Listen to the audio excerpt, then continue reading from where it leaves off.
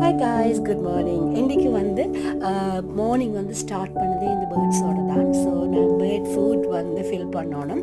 So fill பண்ண முதல் பார்க்கக்குள்ளே இப்படி நிறைய பேர்ட்ஸ் இருக்கிற அந்த சின்ன சாப்பாடே சாப்பிட்டு கொண்டு இருந்தாங்க.